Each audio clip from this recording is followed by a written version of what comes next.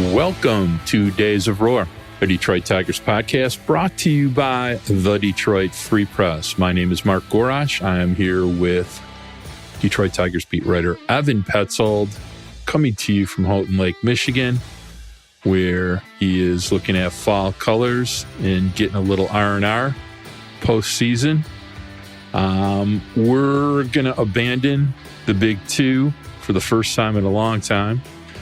And we're going to devote as much as we can to this in this podcast to discussing the entire Detroit Tigers 40-man. We'll see if we have some time at the end to talk about playoff baseball. But Ev, how you doing? How's things up north? And how you feeling? Yeah, feeling great. Really happy to get up north. It's a place that I hold very dear to my heart. My grandparents have a place up here, Houghton Lake, and I got to spend some time with them. So got the wife, Savannah, and then, my two grandparents, and we just spent a lot of good quality time together. We threw some cards down, played a little euchre. They're a pretty dangerous team. They've been doing it for a long time. So they whooped us in 3 games in a row. But no, aside from that, it's just, beautiful fall colors. Not the greatest of weather, obviously, anymore, but still great weather to go on walks. Savannah and I, we love going on our walks. And so, we went out there, we did 5 miles back-to-back days. And just kind of, walked around, looked at, what people were doing. A lot of folks were, getting their stuff cleaned up for the winter. Other people were, working on, house builds that they're trying to do, whether it's, kind of putting an extension on the house, or one person, actually, you might know more about this, but they had the whole house kind of raised up. I don't know what they're trying to add underneath it, or if they're just trying to move the house. No idea. But again, we walk around, we see that kind of stuff, see the leaves change. Really enjoyable. So wait, hold on. As a builder, I need to get clarification on this, not to bore our audience. But so they had the entire house, on a few pieces of steel lifted up? Let me try to show you a picture. And it's hard for me to see from that picture, but is there a basement underneath that house or not? I don't think so. Maybe they're trying to dig one. Can you dig a basement out and then just put a house back on top? I don't think it works that way. Absolutely. Oh, interesting. So maybe that's it. Maybe they're trying to put a basement in that place, and that's why it's up. It's raised up on like cinder blocks, and it looks like some. Well, they could be also. It could have a basement, and they could be adding cinder blocks so they can make the basement more functional. There's a lot of things they could be doing, but without Mark Gorash up there to do an inspection, we'll just have to leave it to our imagination. But well, you know what? We'll see what it's like next summer. But we do have a lot to do when it comes to the 40-man roster, right? We're kind of talking about it, and you get into the offseason, and it's 46 players on the 40-man, 5 days after the World Series. The Tigers are going to have to get that number from 46 down to 40, and there's really a lot to dig into, right? They're going to do, they'll go to 40, but sure. really, they're in their mind when they do this exercise, they're probably going to get down to 36 or 7 because there's going to be some additions, which means there's going to be some subtractions. They just won't be immediate. For sure. But they have to get down to 40. That's the big thing. So you're looking at, Matthew Boyd, Jose Cisnero, they become free agents. Eduardo Rodriguez, maybe he joins them in free agency. Miguel Cabrera retires. So if those players are out, you're down to 42. There's still just a lot to dig into, especially because, like you said, mid-November, you got to put players on the 40-man to protect them from the Rule 5 draft. There's some interesting candidates for that we can get into at a later time, but just some names: Dylan Dingler, Kaiser Montero, Wilmer Flores. Those are some names that need to be protected. And then you got to look at making additions, and that comes from the free agent market. That comes from the trade market. There's going to be a lot of changes. I think it's really important to dive into, how we feel like every player on the 40-man roster produced. Some of them didn't even pitch. Some of them didn't even play. But just to look at, hey, what did they do this year, and kind of what is their future with this organization? I think that's a really big deal. I'm excited to get into it. There were winters like last year when I could have probably cut 23, 25, maybe 27 off the 40-man and would have been happy to do it. And, you think I'm kidding you, but I'm not. All right. So let's, as we have the Rangers and Astros playoff game playing in front of me, let's get into this discussion. And for those of you who have the capacity to read the free press. On the 12th of October, Evan Petzold wrote an article all about this called Evaluating Every Tiger Player Entering the Offseason. So we know we got to add Keeter Montero, Wilmer Flores, and Darren Dingler. Jake Higginbotham, I don't think we need to worry too much about. And Roberto Campos is, let's jump right off and get into Roberto Campos and talk about that. Well, let's save that for later. But we're going to have to deal with Robert Campos because the question is, are we adding him to the 40 or not? So for sure, I think the big thing is who are we going to remove right now? Who are we going to remove right now? I think is the big thing, and we'll start with Matthew Boyd. Just go down the list, right? Looking at starting pitchers. Well, okay. Well, look, it's right now on the 60-day IL. You have Matthew Boyd, and so the question is, will he throw a pitch in 2024? The answer is unlikely.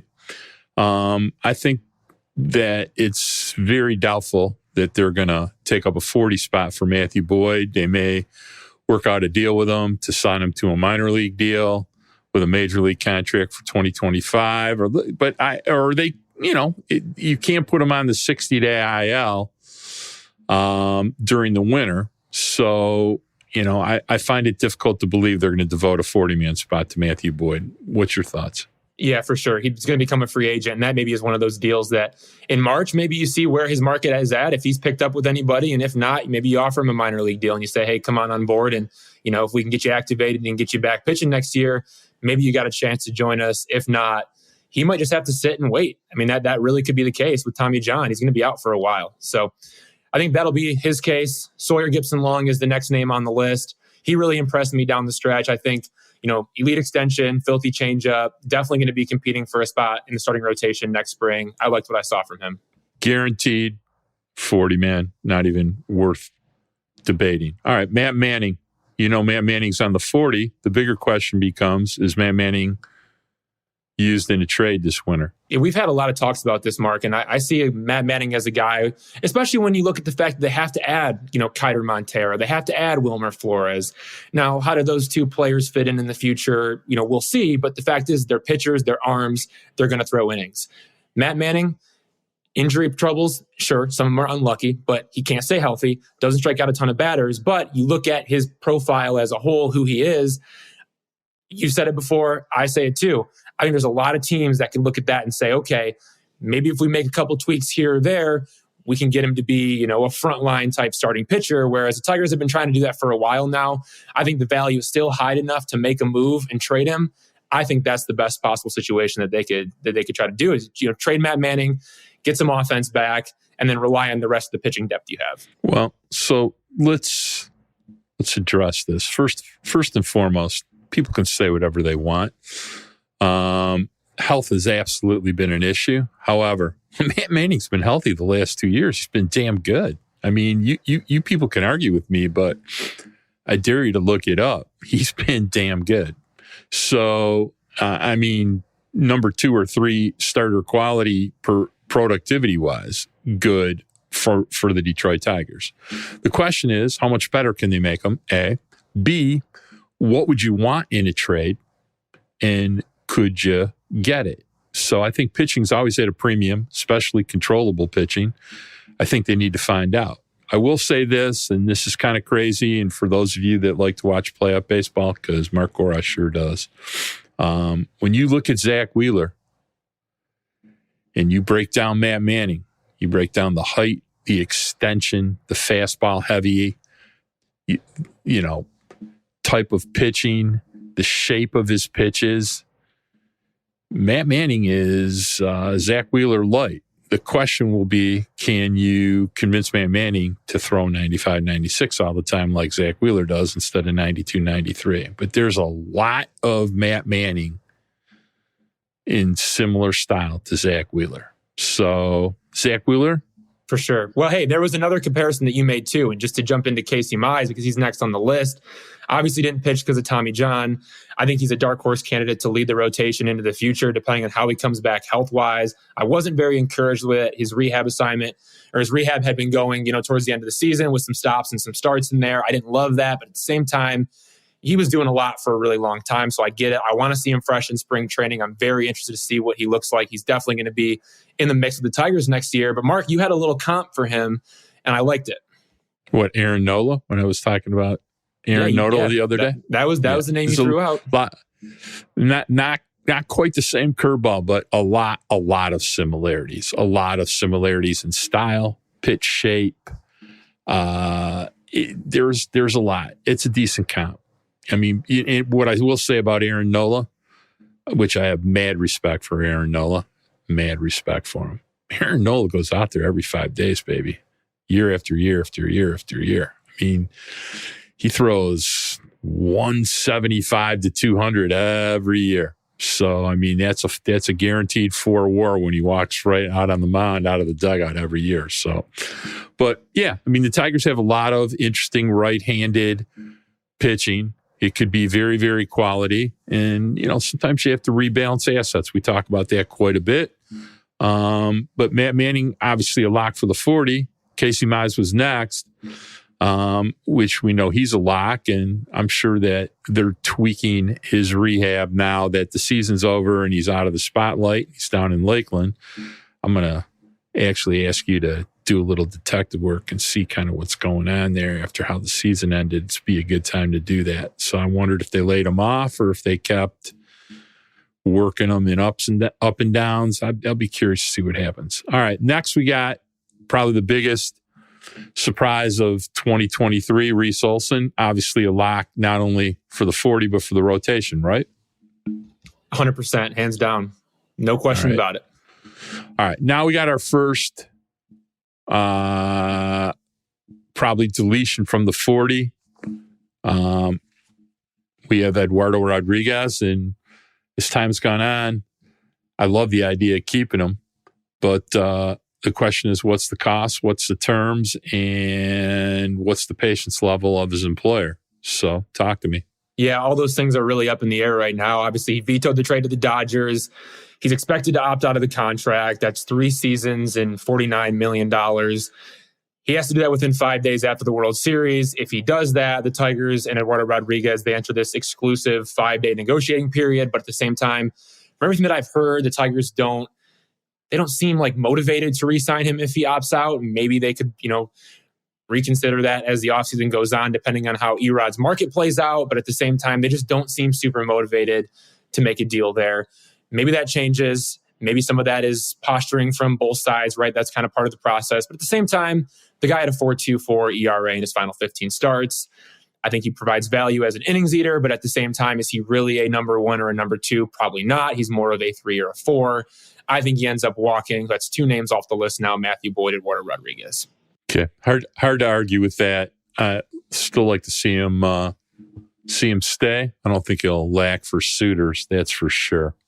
Next on the list is Tarek Skubal.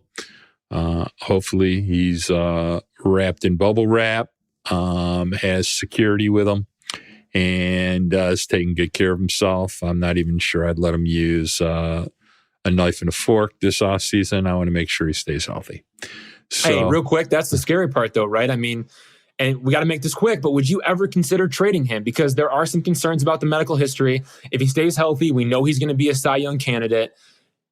What's your thoughts there? Do you even give a thought to that? Yes. I think you have to, right?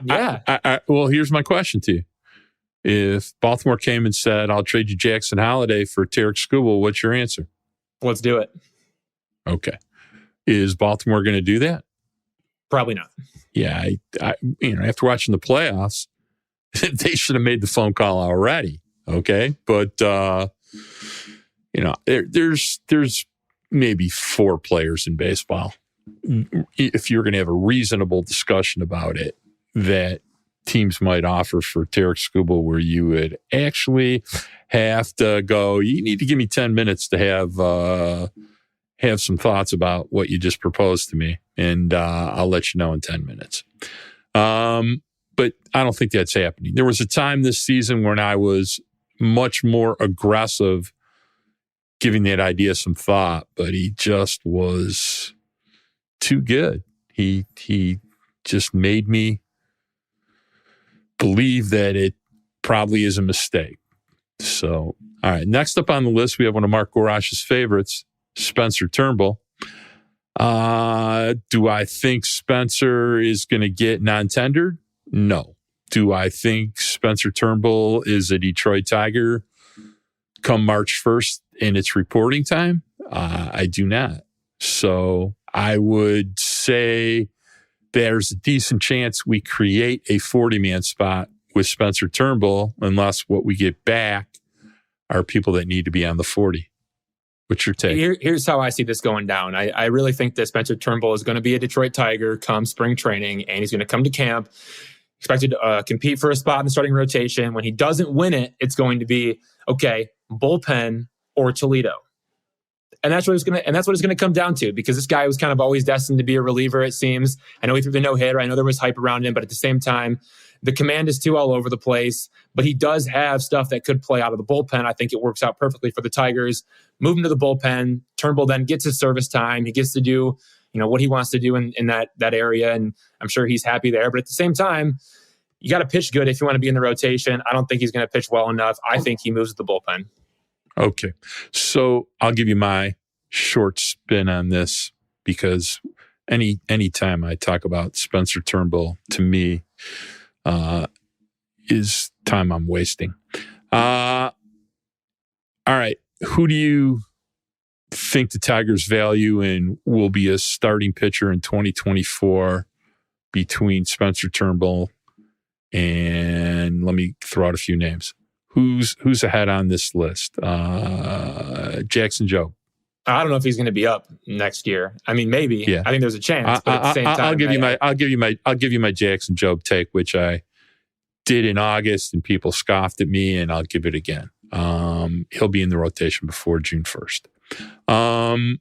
So I would say Jackson Jobe. I would say Jackson Jobe ahead of Spencer Turnbull. Okay. All right. Let's move to Joey Wentz. That's a guy who was obviously a huge disappointment, in 2023. Too many pitches, especially four-seam fastballs over the middle of the strike zone. He paid for it. Doesn't have any minor league options remaining, so he might be designated for assignment. I think he's going to be off the 40-man at some point. He probably sticks on, throughout the offseason, but then at some point, they're going to have to make a move and try to send him to Toledo. Got to DFA him to do that. Don't see him sticking around much longer. He blew his opportunity. I think Joey Wentz will pitch himself on or off the Detroit Tigers in the spring. He's not getting DFA'd. All right, let's move to relievers. Tyler Alexander. Interesting case. I mean, this is a guy who suffered a left lat / shoulder sprain in early July.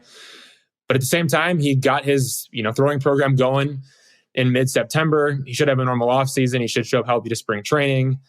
There are a ton of other guys out there that are lefties who can eat up innings, but at the same time, I think there's some value in bringing him back. I mean, the command of the strike zone is just so good. So I think they bring him back. I think if he's staying on a minor league deal or a two-way deal. Depends on how aggressive they want to reshuffle their 40, but I think we've reached the end of the line for Tyler Alexander. Just easily replaced and not young anymore.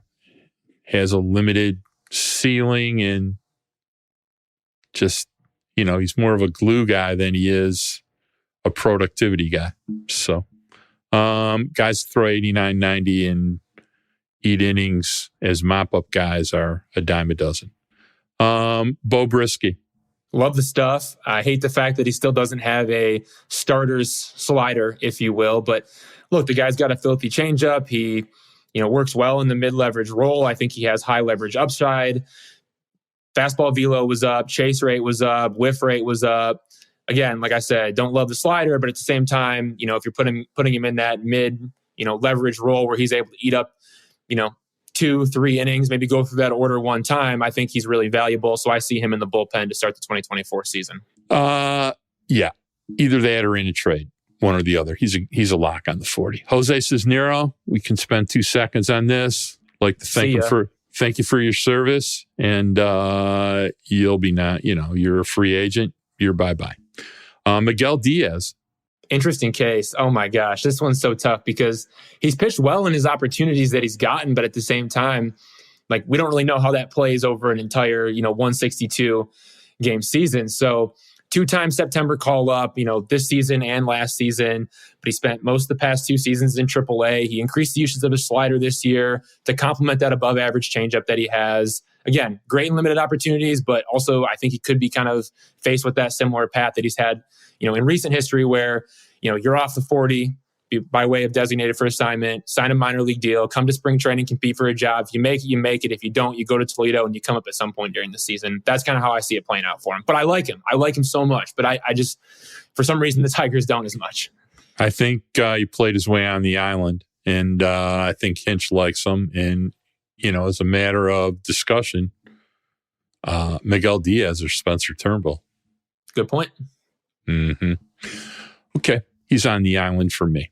Shows up, does what he's told, earned greater responsibility by performance from his manager. I think he's on the team. And I think they actually feel foolish that they devoted a spot to the next guy instead of Miguel Diaz. So next up on our list, Mason Englert. Mason Englert obviously, went down with that injury and then kind of just stayed on the IL. I think that was probably the best thing for him. A guy who pitched for the Tigers until July 22nd. And, when you are picked in the Rule 5 draft as he was, picked from the Texas Rangers, you have to stay on the active roster or the injured list for the entire season. Pitched until July 22nd, spent the rest of the season on the injured list due to left hip tightness. He went through his, rehab assignment, and then they kind of just shut him down and basically redid the rehab assignment, but he never ended up going to pitch anywhere. They basically just shut him down in a way. I don't know if that's like a loophole. It sure seemed that way, but that was the best thing for him, though. He needs more time to develop in the minor leagues. Now that he's no longer, just fresh off that Rule 5 eligibility, he can go down to Toledo next year, work as a starter, work as a reliever. I think that's where he's going to be, but he will be on the 40-man roster. Hate the idea that that's true, but it's probably true. Would he be on Mark Gorash's 40-man roster? Absolutely not. But he's probably going to be on Scott Harris's. Alex Faedo. Yeah, Alex Faedo, I think he's going to be on the 40-man. I think he's, still in place there. But again, this is a guy who wasn't really effective as a starter, hadn't been effective as a starter at the big league level. They moved him to the bullpen. The 3-pitch mix looked a lot better coming out of the pen. So I think he comes to spring training searching for that job in the opening day bullpen. Does he win it? I have no idea. But is he on the 40-man roster when he shows up and is competing for a job? Definitely. I think that Alex has had more injuries than we like to acknowledge. This finger injury issue, hopefully they've remedied with surgery postseason. Getting kind of frustrating. I don't think there's any doubt in anybody's mind now he's become a bulk inning reliever. Another reason why Tyler Alexander will likely not be on the 40. But I would say, yes, he's on the 40, and this will be the last year he's on the 40 if he doesn't throw better. Next up, we got Jason Foley. That's obviously a lock, right? Yeah, he's a lock. Hands down, no question about it. I mean, this guy, look, the sinker is so good, man. The sinker is just so good. Gets ground ball outs. I think for him, the next step is if he really wants to be a closer, if he wants to be that lockdown guy, I think he's got to improve the slider, got to improve the changeup. That's kind of been the thing. But the sinker is great for that 7th, 8th inning role on a postseason type team. He's a lock.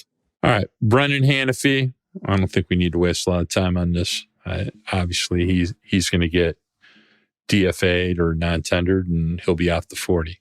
Right? Yeah, DFA'd for sure. But also I think that there is a chance that maybe he could return and show up to spring training with a minor league deal in hand, hoping to compete for something and, see what happens. They did that last year.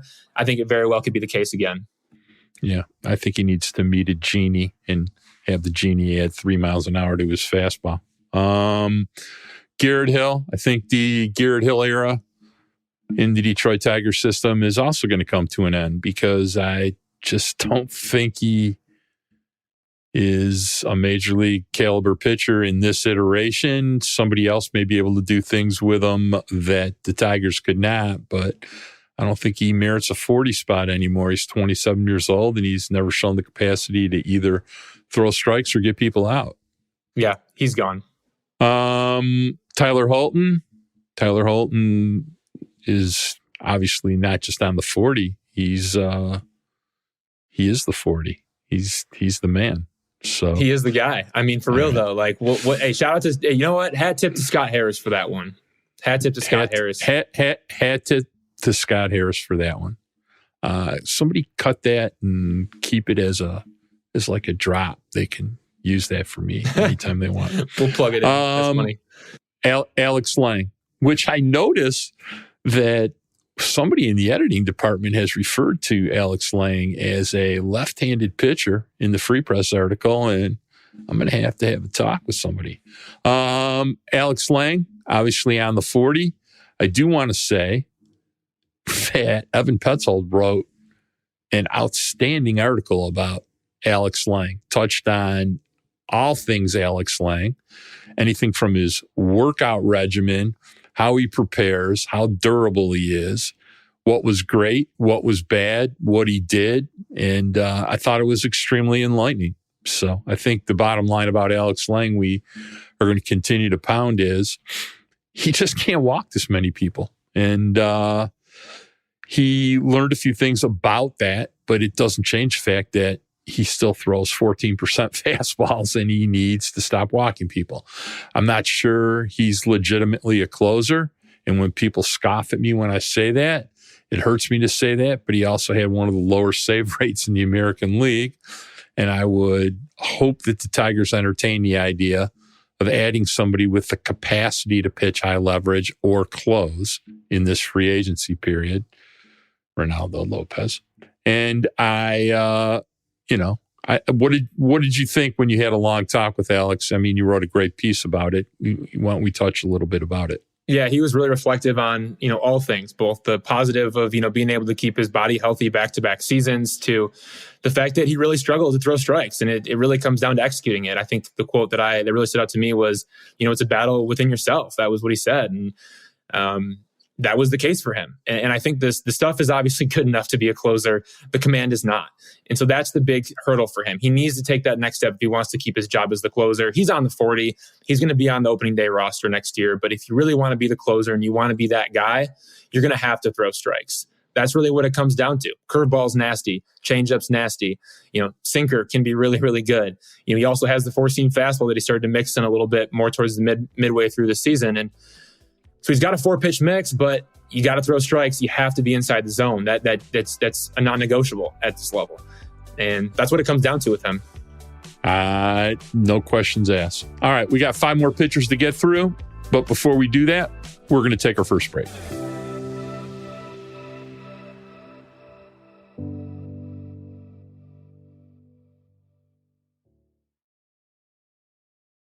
All right, let's try to jump through these last 5 arms we have. We have somebody that you and I are both kind of excited about. Not sure he'll be ready to really do too much pitching till late June, maybe even the All-Star break. But we have Freddie Pacheco, who's a really interesting arm they picked up from St. Louis during spring training last year. Obviously got DFA because he was hurt. That was a big part of it. And Tigers tried to see if they could rehab him a little bit. Finally needed TJ. Throws 96 to 100 with a great slider. Really interesting guy. He will be on the 40, though. You agree? Definitely. I mean, you don't pick a player up like this if you're not going to keep him and let him go through the rehab process. And I'm excited to see him debut next year, but he's got to get healthy.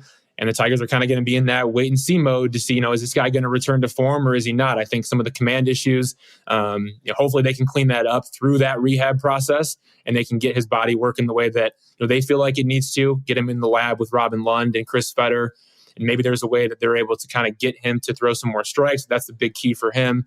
But the stuff is really good. Fastball, slider.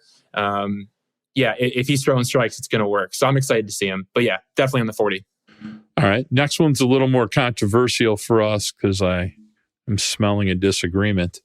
But left-handed pitcher Andrew, the slider man Vasquez, picked up very late in the year, showed an absolute inability to even consider throwing a strike in leverage. But on the 40, your thoughts? No chance. So you think he's probably cut from the 40? I think so. I think you have to. And that's probably why I think Tyler Alexander stays, to be honest. I mean, Tyler Alexander, the command is just so good.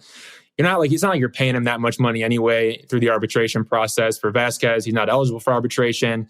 You can just cut him, move on. Maybe you get him on a minor league deal, bring him back to spring training, see what he's got. But at the same time, the guy throws a ton of sliders and he doesn't get any whiffs with them. He doesn't miss bats. So it's just not going to work unless he's really painting the corners. He didn't show an ability to do that with the Tigers. He was a little bit better at it with the Phillies, of course, but at the same time, I ain't buying it. And to revisit the conversation off the record, when we claimed him, Mark Gouache said to Evan, why'd we claim this guy? He's not good. All right. Will Vest, absolutely a lock on the 40. Had Definitely. a pretty damn solid year. Is super useful. The idea of trying to increase his leverage, not feeling it yet, but I do like quite a bit. What he does in the fifth and the sixth for sure. For sure. No, he can pitch the fifth, sixth, and if you need him to pitch the seventh on days where, maybe you got some guys down or maybe even the eighth, like he can do that. Like he has the stuff to do it. I don't think he is an eighth inning guy, if you will, but at the same time, if he's a sixth inning guy that bleeds into the seventh inning sometimes, that's perfect. And I think he can handle that role just fine. All right. Brendan White. Yeah, I mean, look, I think the Tigers like what he can do from like a metric standpoint when you take a peek at, the FIP was better than the ERA. Like that's obviously a good thing. Something that the Tigers are obviously going to look at. Four-seam fastball was really good, but his secondary pitches just weren't, consistent. I think that's a guy who, if he can just simplify some things, he's going to be a lot better off. I think he stays in the 40-man, but I don't think he makes the opening day roster. He's probably headed to AAA Toledo. He's on the 40, though. Definitely. Yeah. Trey Wingenter. That's an interesting one because the Tigers are going to have to make a decision. Are they going to pay him $1.1 million, roughly around there? That's estimated by MLB Trade Rumors as part of that arbitration process. Do you pay him $1.1 million to bring him back, or do you non-tender him, you send him off into free agency and you move on? I think he's probably going to be on the bubble. I love the strikeout rate in his limited time with the Tigers. Obviously can strike out a ton of guys, but you never know where the ball is going when he throws it. That's the biggest concern with him. I would say he's getting cut, and I'll give you a perfect parallel why. When it came time to throw anything resembling leverage, or it came time to be an opener, he crumbled. When any innings were important, especially the last 6 weeks of the season when both were on the roster, who pitched? Miguel Diaz or Trey Wingenter?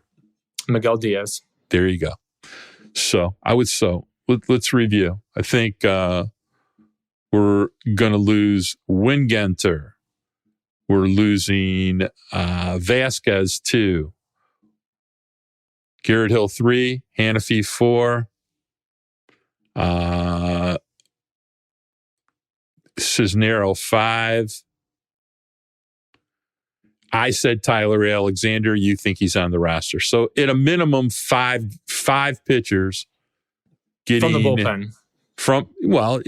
Just from the pitching staff. 5 pitchers are getting let go, and we'll add Matthew Boyd to that to make it 6. So you've now you've freed up 6 spots on the 40, and we'll start at the 46 rather than the 42 because Boyd was a free agent. Okay, for sure. So now we're already down to 40. Let's move to the position. And that wasn't counting Roder Rodriguez either. So you tossed him into that mix. Now we're at 39. We're at 7. Okay. So let's move the position players. Got Carson Kelly. It's an interesting case. Very interesting case. Again, $3.5 million team option. The Tigers get the decision. Do we want to bring him back, or do we want to, basically decline that team option and let him go be a free agent again.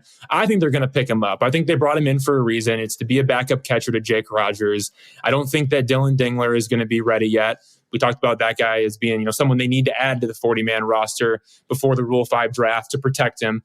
I don't think that he's going to be ready to make the opening day roster. So I think keeping Carson Kelly around is going to be a big plus for them. I don't love what he offers really offensively or defensively. Nothing really stands out. But I do think he's just generally like an average backup catcher. And for $3.5 million, I think I'd be good enough to pick that up and roll with him. Here's what I'll say. He's definitely on the roster.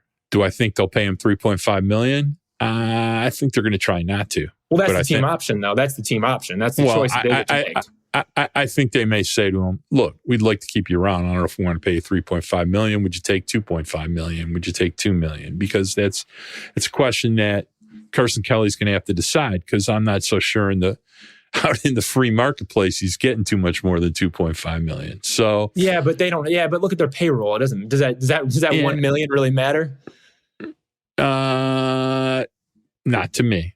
I would rather spend it on Carson Kelly than pizza windows. So, Jake Rogers, I'll fight somebody if that's a problem. Hat tip to Jake Rogers this year, man. I mean, my goodness gracious. I mean, not only did he hit 21 home runs, right? But defense was great. He ranked in the 90th percentile for blocks above average, 80th percentile for pitch framing, 59th percentile for pop time. 21 homers. Look, the walk rate isn't great. The strikeout rate is terrible. And I think that there's a lot of room for improvement in many ways. I mean, for Jakey sure, Rogers, the batting average is no good either. But at the same time, if you're going to hit 20 plus homers and you're going to play elite defense, everyone's taking that. That's a number one. And I think he'll throw better next year. For sure, I agree. So, I mean, Jake before the TJ, he could really rip down to second. So, Jakey, obviously. Donnie Sands, interesting discussion. Not an interesting discussion. He's gone. I mean, look, they got to add Dylan Dingler, and they're not going to carry 4 catchers on the 40-man. I don't think, at least. I think Dylan Dingler finds his way on there, and Donnie Sands gets removed. Me too. I just don't think there's any point. I don't think anyone's picking him up. Donnie Sands, we hardly knew you. Miguel, obviously, bye-bye. We love you. Enjoy retirement. You are now in charge of being the most special of the special assistants. So, Javi Baez is a lock. Hope he goes to Driveline, works on his hitting. We've talked ad infinitum about Javi Baez. I don't really feel like talking about Javi this week. No, me either. He's going to be on the 40. He's coming back. He's going to make $25 million. And he better hit better than 634 OPS. That's what he's hitting his first 2 seasons with the Tigers. You got to improve, man. You just have to be better than that. No doubt about it. All right, let's get to an interesting topic. And you wrote something about it this week, and he had a great year. Andy Ibanez. And I think I've gone on record as saying if Colt Keith is starting at second base, Andy Ibanez is playing second base against really tough left-handers and probably playing some third base with Zach McKinstry while Colt Keith plays second base. So, I think Andy Ibanez is a lock to be back. I mean, look, this guy quietly put up a really, really good season for the Tigers. He hit 268 with 11 home runs, a 744 OPS, 6.3% walk rate, 18% strikeout rate, 103 WRC plus. I mean, across the board, the guy was great. He also played really well down the stretch too, hitting 290 with a 792 OPS in his final 74 games, He should make the 2024 opening day roster. I think he might even be, a primary infielder, whether it's second base or third base. Jace Young is not going to be ready on opening day. Colt Keith is going to be ready on opening day. I think they could mix and match with those two quite a bit. I like it. I think Andy Ibanez does a lot of good things for a team. Yeah, he's a 400 at bat player. He absolutely raked. He may have in fact rake more next year than he did this year. I think he might walk more, and he was quite good to say the least. All right, Ryan Kreidler, interesting case here. I think he's on the. I know. I think he's on the 40, but I don't think they're married to him. No, not at all. I mean, the guy's, one, has to show that he can stay healthy, and two, show that he can hit in AAA Toledo. We know he can play a hell of a shortstop, and also can bounce around the diamond a little bit. He's even went out there and played in the outfield a little bit, so he can play all over the place. The big question is can he stay healthy, and is the bat going to be good enough? They don't have those answers yet. I think he's back to Toledo to start the year, but he's on the 40-man. Yeah, he's on the 40. I would say that right now, Zach Short has taken his, what would have been Ryan Kreidler's playing time. And there are quite a few similarities, although I do think Kreidler's a better defender. But they have some similarities. So we'll see. I don't know if there's room for two of them. All right. Edis Leonard, who came over from the Dodgers, had played very little at AAA and absolutely took everybody's lunch money in the International League for about 120 at-bats. Hit 302, 8 homers, 17 walks in 40 games. Power, runs well, walked, played shortstop, second base, outfield.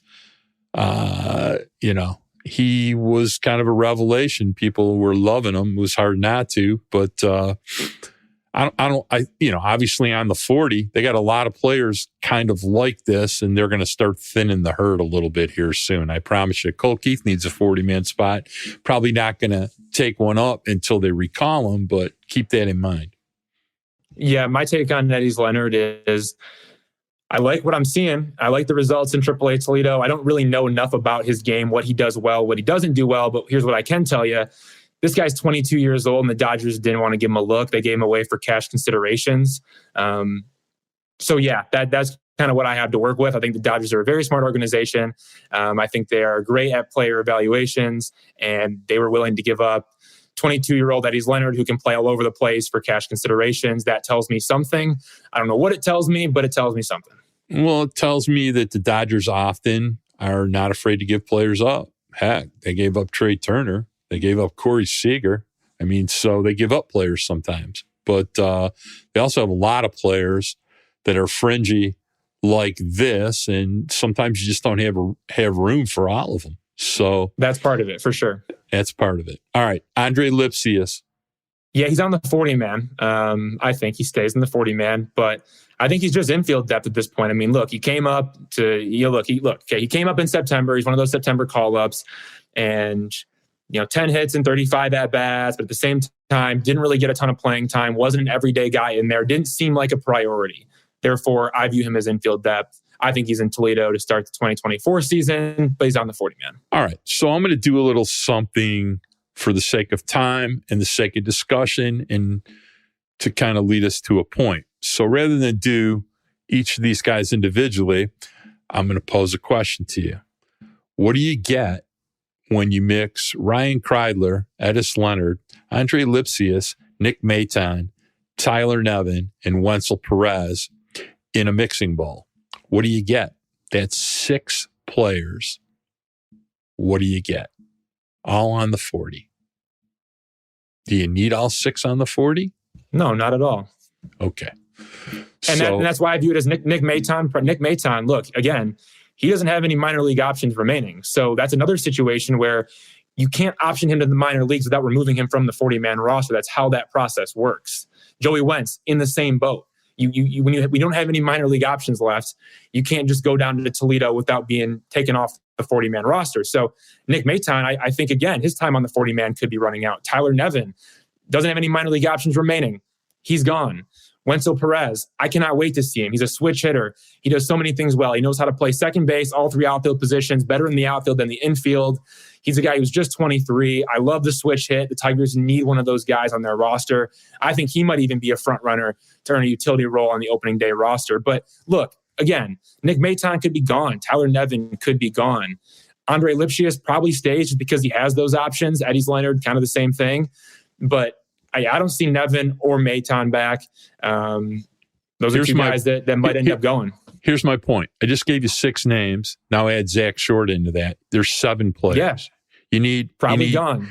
You need 2 of them to go up and down into major leagues, because right now, if you're adding Cole Keith, just understand that Zach McKinstry and Andy Ibanez are locks. That's 2 of the 4 bench spots right there. Okay. So now you got I don't know about McKinstry, but all right. I'm guaranteeing we'll get to him. With the defense he plays and the fact he hits left-handed and his versatility, he's a lock to me. That's just Cole Keith left-handed. That's great. But I'm still telling you that your utility guys, first and foremost, need to be able to run and play defense. And those are the top 2 skills that Zach McKinstry has. So, all right. Well, let's move it along, right? All right. Zach Short, my no minor league. No. I get your point. Your point is there's a lot of guys that can be cut. There's 7 guys who are the same guy. Okay. Only 4 of them are staying on the 40. 3 of them are getting voted off the island. So of the 3 of those 7 guys, who's getting boosted? Nevin, Zach Short, Nick Maton. So, and I will give you some latitude on this because they may survive December, but they aren't surviving April. Okay. That's going to be the big thing is a lot of these guys that don't have any options remaining, again, once you're optioned again to spring training, if Nick Maton doesn't make the team, the Tigers need to option him to Toledo. He doesn't have any options remaining, so he has to run through the waiver process. All right. We're going to get to our last 10 guys, and we're going to take our last break.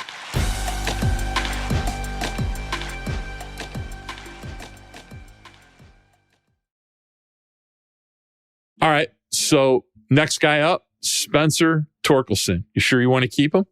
Definitely want to keep him. Okay. And I think there's room for growth. All right. This guy hit 31 home runs, but he also hit 233. This is a guy that I think to really become that all-star caliber player, I'm not trying to hate on him. People are going to get mad at me. They're going to get angry. I've seen it in my stories already. I think one of the comments on this story was like, wow, Evan's still hating on Torque. I'm not. I just think he can be an all-star type player. And he did not put up all-star type numbers in 2023. Let's just make that very clear. He hit 31 home runs, but he was not all-star caliber. Okay. The guy was 1.4 F4. He can be a better all-around hitter. I think a lot of that comes down to swing path. I think game planning. I think sticking to a game plan, not selling out for home runs all the time. We saw how poor he was in runners in scoring position situations and bases loaded situations. I think he can get better in those areas of his game and be a true all-star first baseman. I think his defense could improve as well. I really do. But I like what I saw. Again, 31 home runs, no one's going to complain. But there is so much more in Spencer Torkelson. He knows it. The Tigers know it. I know it. Mark, I know you know it. And I think we might see it next year. Oh, I think you're going into the offseason with a whole different priority list for Spencer Torkelson. I mean, he had to do a lot of things to, it wasn't, his career wasn't, having issues, but there needed to be required amount of growth. And he ticked, he was outstanding this year as far as growing his game, learning how to do what he needed to do to become a better hitter. It started in Lakeland and it just continued progressing and being built upon during the course of the season. Now, for next year, needs to improve his defense. His defense was an abysmal mess most of the year, although the last month he did show improvement. I'll give him that.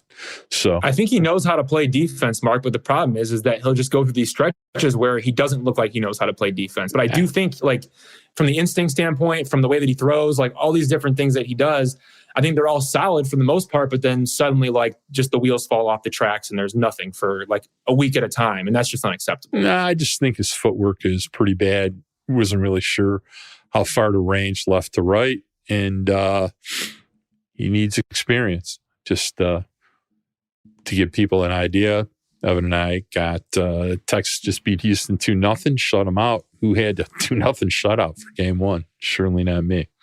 All right, here's an interesting next. Let's go over some outfielders. First up on the list, Akil Baddoo. I think he's on the 40.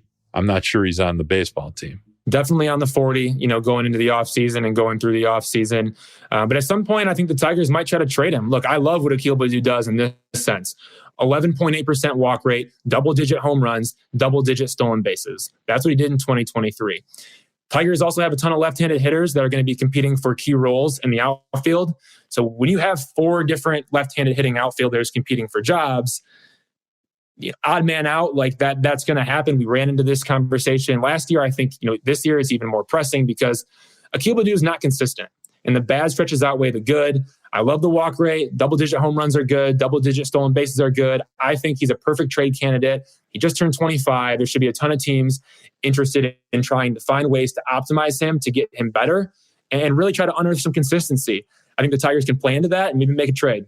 I think that he's shown flashes, just too few since year one, and he's the type of player that gets you fired. Because you keep waiting for the boom, and just the boom doesn't happen. Never comes around. Yeah, exactly. Kerry Carpenter, lock. Kerry Bonds, what a year. Yeah, he struggled the last 6 weeks, and somehow I find comfort in that because if you know Kerry Carpenter, it'll tick him off the entire off season, and he'll be working his ass off to get better. So, definitely a lock. Improved his batting average, walk rate, and his defense in the corner outfield spots. I think his defense got a little bit better too. Hands down, a lock. A lock. Tigers Superman Riley Green. Hopefully rehab's progressing well. If you need somebody to cut your steak for you when you're in town, you can call a 67-year-old man who doesn't live far from a few good places to eat steak. I think Riley Green is, without a doubt, a lock, and I'm expecting you, on my behalf, to check in with him to see how he's feeling shortly. He's a lock. Just stay healthy, man. Yeah. Zach McKinstry. We've had a love-hate relationship with Jordan McKinstry. I think all in all, exceeded my expectation, did a lot of bad things, did a lot of good things, but showed me some things I wasn't expecting, which were outstanding base running and really terrific defense.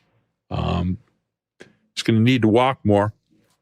Can't just walk 1 out of 6 months, and would hope this hitting picks up a little bit. But all in all, a really pretty solid utility player.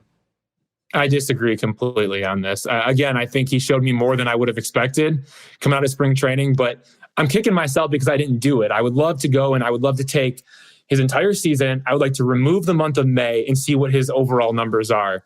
Because again, in May, the dude was insane in May. I mean, the walk rate was just off the charts. The batting average was off the charts. The power was off the charts.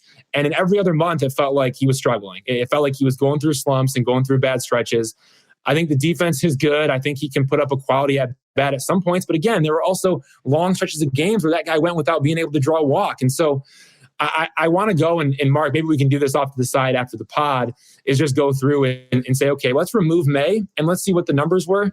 And I think you might have a different thought on keeping him around. I don't think so. Look, they have enough utility depth. They have enough infield depth. They have guys that can do both. And again, Zach McKinstry is a guy who doesn't have any minor league options. So you can't send him down to Toledo without running him through the waiver process and removing him from the 40-man roster. That's exactly the problem that the Cubs had at the end of spring training last season was, they said, okay, we can't send this guy to the minor leagues without running him through the waiver process. Let's just make a deal for cash considerations. The Tigers picked him up and they ran with it. Maybe the same thing happens. Maybe the Tigers get to the end of spring training and they say, yeah, we don't really, need to have him on our active roster. But at the same time, we can't just send him to Toledo. Maybe there's another team out there that would just, take him for some cash. I could see that happening. I really could. I mean, look, they have other left-handed hitters. I mean, Wencel Perez and Nick Maytime both hit left-handed. So it's not like they couldn't replace him. And I understand how you feel about it. At the same time, like I said, if I think like how A.J. Hinch thinks, likes the defense, and I think they think he can get better. So, he's on the 40. We'll find out. We'll find out how long he's on the 40 for. Next April, but I think right now he's on the 40. Parker Meadows is your friend.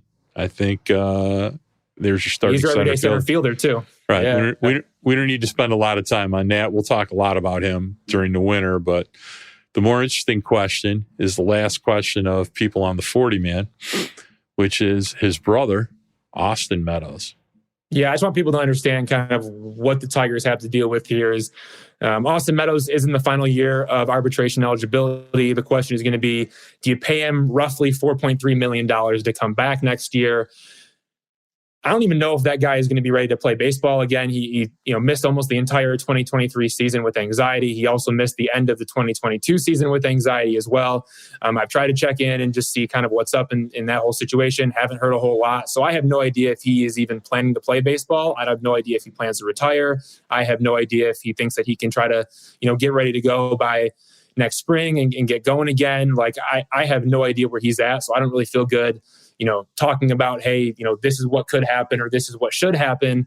It really does come down to the fact that if he's ready to play baseball, I think the Tigers should consider him, to be a part of their plans. If he isn't ready to play baseball, I don't think he should be part of their plans. I think it's almost as simple as that, and everything else needs to be sorted out as time goes on. And we just don't really know all those questions and answers yet. All right. My answer is there's something in baseball called the restricted list.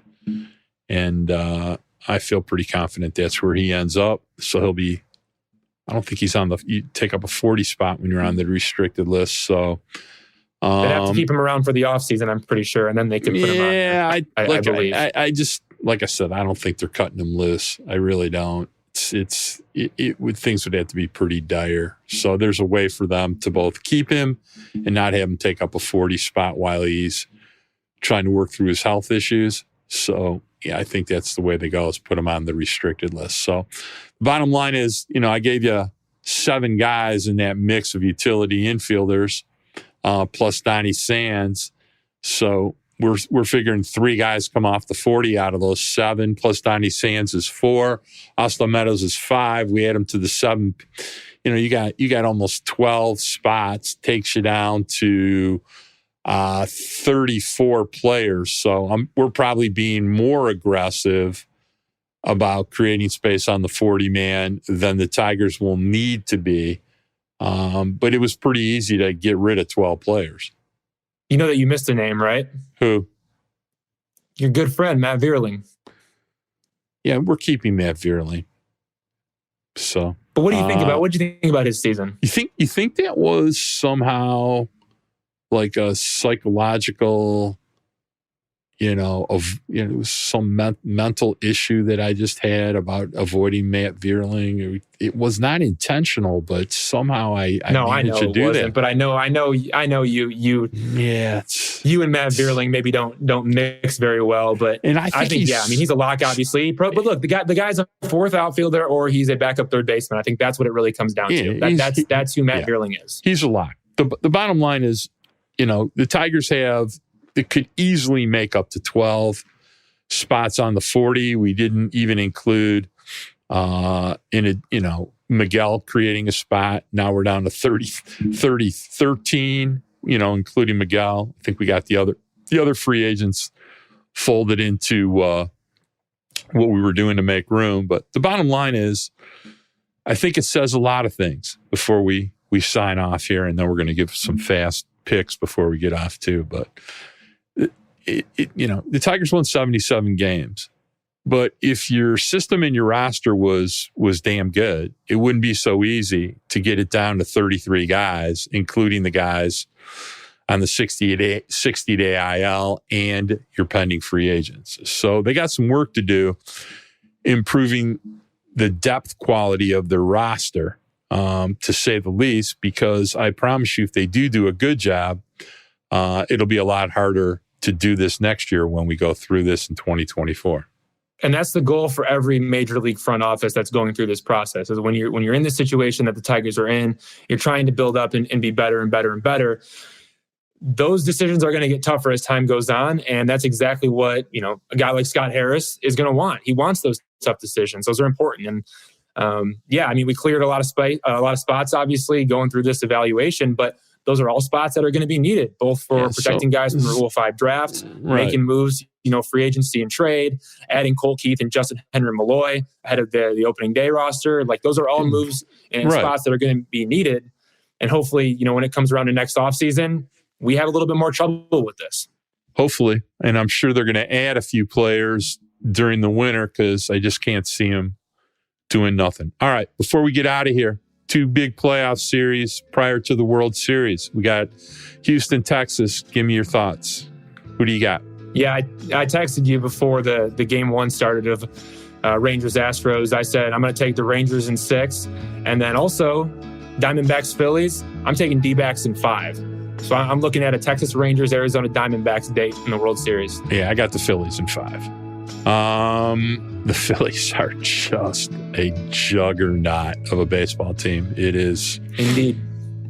But you know what? Lately, doesn't mean much when that happens. All right. We've completed another week. It's the off season.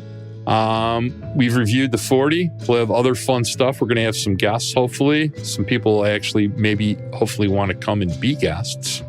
But I know it's getting late. Savannah's waiting for you. So I want to thank our executive producers, Kirk Crawford and Anjanette Delgado, our producer, Robin Chan, my grandson, Braden Michael Gorash, and to my partner, Evan Petzold. Hope you have a great week, and peace.